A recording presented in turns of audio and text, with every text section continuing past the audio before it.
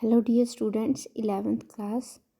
तो बच्चे, जैसे कि हमने last time mechanism of breathing के बारे में पढ़ा था, आज हम डिस्कस करेंगे रेस्पिरेटरी वॉल्यूम्स एंड कैपेसिटीज़। तो ये जो वॉल्यूम्स और कैपेसिटीज़ होते हैं, ये किससे मेज़र किए जाते हैं? सबसे पहला क्वेश्चन है जो दैट इज़ स्पायरोमीटर। स्पायरोमीटर की हेल्प से ये जो कैपेसिटीज़ है मेनली वो मेयर की जाती हैं बेटा। तो इसमें हम 2-3 वॉल्यूम्स के बारे में पढ़ेंगे, मेनली 4 आएंगे, और कैपेसिटीज़ के बारे में पढ़ेंगे। तो डिस्कस करते हैं सबसे पहले रेस्पिरेटरी वॉल्यूम्स के बारे में। तो बेटा सबसे पहले हम डिस्कस करेंगे that is tidal volume. Tidal volume क्या होता है? ये जो सारी टर्म्स हम करेंगे आज कैपेसिटीज़ और वॉल्यूम्स की, ये बहुत ही ज़्यादा इम्पोर्टेंट क्वेश्चन है आपके CBSE की तरफ से भी और नीट के लिए भी। ठीक है, तो टाइडल वॉल्यूम क्या है? ऐसा वॉल्यूम जिसमें आप नॉर्मल इंस्पिरेशन करते हो और एक्सपीरेशन करते हो, मींस इंस्पायर करते हो और एक्सपायर करते हो, नॉर्मल वैल्यू जस्ट, उसको क्या बोलते हैं? Tidal volume. ठीक है, तो इसमें आपको रेंज भी पूछी जा सकती है, जैसे कि हेल्दी मैन का टाइडल वॉल्यूम नॉर्मल कितना होता है? That is 6000 to 8000 ml of air पर मिनट सॉरी। ठीक है, 1 मिनट में वो कितनी एयर इंस्पिरेशन करता है और एक्सपीरेशन करता है, उसकी रेंज कितनी है? 6000 to 8000। तो आपने इसकी डेफिनेशन प्लस जो रेंज है वो आपने लर्न करनी है। Next is inspiratory reserve volume. क्या होता है ये? नॉर्मल पर्सन है जो, वो क्या करेगा? फोर्सफुली, ठीक है, पूरा फोर्स से कितना इंस्पिरेशन कर सकता है, कितना इनहेल कर सकता है एयर को, उसको बोलते हैं इंस्पिरेटरी रिजर्व वॉल्यूम। और एक्सपीरेटरी रिजर्व वॉल्यूम, फोर्सफुली वो कितना एक्सपीरेशन कर रहा है, एक्सपायर कर रहा है, एयर को अपनी बॉडी से फोर्सफुली कितनी बाहर निकाल रहा है। तो ये इंस्पिरेटरी और एक्सपीरेटरी रिजर्व वॉल्यूम्स हैं, और इनकी नॉर्मल जो एवरेज है वैल्यू और नॉर्मल रेंज वो कितनी है? इंस्पिरेशन की 2500 to 3000 ml, और अगर हम बात करें एक्सपीरेटरी की 1000 to 1100 ml। ओके, तो नेक्स्ट बेटा वॉल्यूम्स, हाँ जी, next is residual volume. Residual volume क्या होता है? एक्सपीरेशन करने के बाद फोर्सफुली जब आपने एक्सपीरेशन की है, इसके बाद जो एयर आपके लंग्स में रहेगी, रिमेनिंग इन द लंग्स, ठीक है, जैसे फोर्सफुली आपने एक्सपायर कर दिया, इसके बाद जो एयर रहेगी दैट इज़ रेजिड्यूल वॉल्यूम। ठीक है, तो इसकी नॉर्मल रेंज कितनी है? 1100 ml to 1200। तो ये थे 4 वॉल्यूम्स के बारे में। नेक्स्ट हम पढ़ेंगे कैपेसिटीज़ क्या होती हैं। कैपेसिटी, जैसे कि आपको पता है कि हमारे अंदर इनहेल करने की, एक्सहेल करने की कितनी कैपेसिटी है, वो टर्म्स के अकॉर्डिंग हम डिस्कस करेंगे। सबसे पहले इंस्पिरेटरी कैपेसिटी। इंस्पिरेटरी कैपेसिटी क्या होती है? हम कितनी एयर इंस्पायर कर रहे हैं, दैट इज़ इंस्पिरेटरी कैपेसिटी। ठीक है, हम कितनी एयर को एक्सपायर कर रहे हैं, बाहर निकाल रहे हैं एयर को, ठीक है, कितने वॉल्यूम को हम एयर को बाहर निकाल रहे हैं, that is expiratory capacity. Means inspiratory capacity और एक्सपीरेटरी कैपेसिटी में आप एयर के वॉल्यूम की बात करोगे। ठीक है, तो जो एयर का वॉल्यूम है, जितना आपने इंस्पायर किया दैट इज़ इंस्पिरेटरी कैपेसिटी, जितना आपने एयर को बाहर निकाला, एयर के वॉल्यूम को जितना आपने एक्सहेल किया, that is expiratory capacity. I hope आपको क्लियर हो गया होगा बेटे। Next is functional residual capacity. Residual capacity मतलब आपके जो लंग्स के अंदर हैं, कितना वॉल्यूम ऑफ एयर रह चुका है, एक्सपीरेशन आपने कर ली, इसके बाद कितना वॉल्यूम आपकी लंग्स के अंदर रह गया, that is functional residual capacity. ठीक है, तो थोड़ा सा आपको बैक लेके जा रही हूँ मैं। कल हमने बात की थी, जो लास्ट लेक्चर था उसमें, कि जो लंग्स के अंदर एल्विलाई हैं वो कोलैप्स्ड क्यों नहीं होती, सिकुड़ती क्यों नहीं। हमने वहाँ पे किया था कि उनमें एक नेगेटिव प्रेशर होता है, दैट मीन्स उनमें रेजिड्यूल वॉल्यूम होता है। तो ये है वो रेजिड्यूल वॉल्यूम, ठीक है, जो हमने वॉल्यूम्स में किया है। Next is vital capacity. Vital capacity क्या होती है?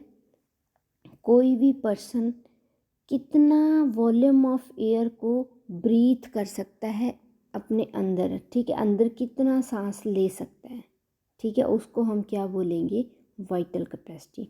कोई पर्सन है, पर्सन ने नॉर्मली एक्सपीरेशन कर दिया, एक्सेल कर दिया, एयर को बाहर निकाल दिया, इसके बाद वो कितना वॉल्यूम एयर का अंदर लेके जा सकता है, that is vital capacity.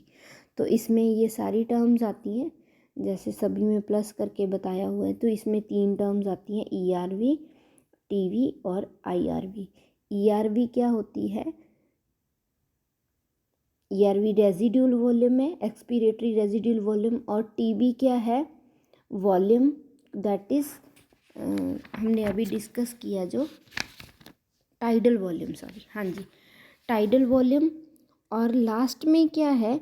IRB, that is inspiratory, ठीक है, इंस्पिरेटरी रेजिड्यूल वॉल्यूम। तो नेक्स्ट इज़ जो हमारी लास्ट में है total lung capacity. Total lung capacity में क्या आता है? जितना वॉल्यूम ऑफ एयर हमारी लंग्स में होता है, ठीक है, हमने इंस्पायर किया, इंस्पायर करने के बाद हमारी बॉडी के अंदर क्या क्या चीज़ें हैं? रेजिड्यूल वॉल्यूम भी अंदर है, ERB that is expiratory residual volume, TB tidal volume, और inspiratory residual volume, vital capacity, residual volume, ये सारे किस में आ जाएंगे? Total lung capacity. मतलब लंग्स के अंदर क्या क्या चीज़ है, ठीक है, कौन कौन से वॉल्यूम्स हैं और कौन कौन सी कैपेसिटीज़ है, ये लास्ट किस चीज़ में आती है? टोटल लंग कैपेसिटी में, ठीक है। तो आई होप ये आपको बेटा सारी टर्म्स क्लियर हो गई होंगी। तो नेक्स्ट हम डिस्कस करते हैं एक्सचेंज ऑफ गैसेस। जैसा कि आपको पता है कि जो हमारा प्राइमरी साइट होती है एक, दूसरी होती है सेकेंडरी साइट। सेकेंडरी बाद वाली और प्राइमरी पहले वाली। सबसे पहले जो एक्सचेंज होता है गैसेस का कहाँ होता है? एल्वुलाई में, एल्वुलाई में होता है। और सेकेंडली कहाँ हो सकता है गैसेस का एक्सचेंज? ब्लड के अंदर भी होता है और टिश्यूज़ के अंदर भी होता है, ठीक है, ब्लड और टिश्यूज़ के अंदर। वैसे हमने पढ़ा है कि जो एल्वुलाई है वो डायरेक्टली ब्लड से क्या करता है? एक्सचेंज कर लेता है गैसेस का, लेकिन ब्लड का आगे टिश्यू के साथ भी कनेक्शन होता है, गैसेस का एक्सचेंज कर सकता है, ठीक है जी। तो इसके बाद हम बात करेंगे पार्शियल प्रेशर क्या होता है। पार्शियल प्रेशर उसे कहा, वह प्रेशर होता है जिसमें गैसेस का मिक्सचर होता है, ठीक है, किसी इंडिविजुअल्स के अंदर कितनी गैसेस का मिक्सचर हो रहा है, दैट इज़ पार्शियल प्रेशर। अगर हम PO2 शो कर रहे हैं दैट इज़ ऑक्सीजन का पार्शियल प्रेशर, और अगर PCO2 that is carbon dioxide का पार्शियल प्रेशर। तो ये जो टेबल है ये काफ़ी ज़्यादा इम्पॉर्टेंट टेबल है। इसमें क्वेश्चन कैसे आ सकता है? जैसे कि पार्शियल प्रेशर बताया हुआ है बेटा, सबसे पहले ये देखो ऑक्सीजन का और नीचे कार्बन डाइऑक्साइड का।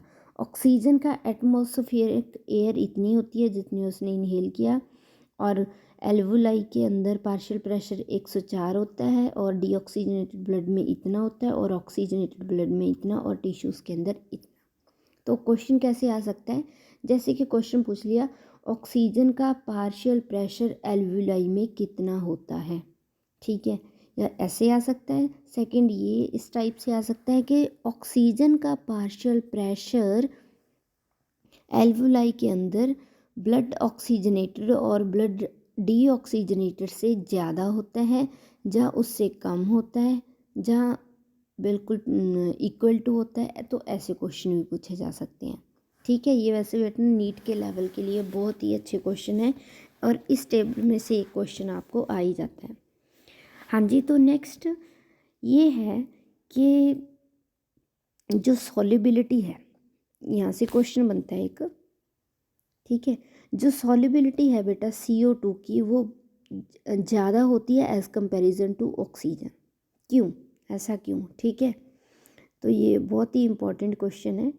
तो इसका आंसर ये है कि जो पार्शियल प्रेशर है CO2 का वो बहुत ज़्यादा होता है, इसीलिए उसकी जो सॉल्युबिलिटी है वो बहुत ही ज़्यादा है। तो पार्शियल प्रेशर क्या है? मिक्सचर का गैसेस, ठीक है, मिक्सचर ऑफ गैसेस।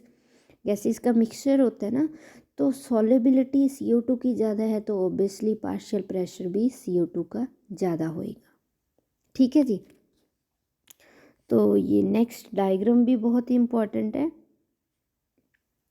डायग्राम में ये बताया गया है जो हमारी डिफ्यूज़न मेम्ब्रेन है, जिसने क्या करानी है, गैसेस का डिफ्यूज़न करवाना है, गैसेस का एक्सचेंज करवाना है, तो वो 3 लेयर्स की बनी हुई है। ठीक है, मेनली 3 लेयर्स की। सबसे पहला स्क्वैमस एपिथेलियम, जो एल्वुलाई की वॉल्स हैं, ठीक है, दीवार है एल्वुलाई की, वो किसकी बनी हुई है, स्क्वैमस एपिथेलियम की। सॉरी। और दूसरी जो लेयर है दैट इज़ एंडोथीलियम। एंडोथीलियम का क्या चीज़ बनी हुई है, जो एल्वुलाई की कैपिलरीज है, देख रहे हो आप, ब्लड कैपिलरीज, ये किस चीज़ की बनी हुई है, एंडोथीलियम।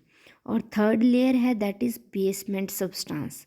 बेसमेंट सब्सटेंस ये आपको अगर आप ध्यान से देखो बेटा, तो ब्लड कैपिलरीज और स्क्वैमस एपिथेलियम के बीच में ये येलो कलर की शो हो रही है, दैट इज़ बेसमेंट सब्सटेंस। ठीक है जी। तो 3 लेयर्स हैं, कौन कौन सी, squamous epithelium, endothelium and basement substances. ये हेल्प करती हैं, ये बहुत ही अच्छा एनवायरनमेंट प्रोवाइड करती हैं डिफ्यूज़न के लिए, ताकि ऑक्सीजन और CO2 का इजीली डिफ्यूज़न हो सके। ठीक है जी। तो O2 क्या कहाँ तक जाएगी, एल्वुलाई से टिश्यूज़ के अंदर जाएगी, और CO2 टिश्यूज़ से एल्वुलाई के अंदर आएगी। ये तो आपको पता ही है कि ऑक्सीजन है वो बॉडी के अंदर जाएगी, ब्लड के अंदर जाएगी, और CO2 को ब्लड से बाहर लेके आना है। ठीक है, तो इसी के साथ हमारा आज का लेक्चर फिनिश होता है। और ये थोड़ा सा ऊपर वाला डायग्राम की डिस्कशन रहेगी बेटा।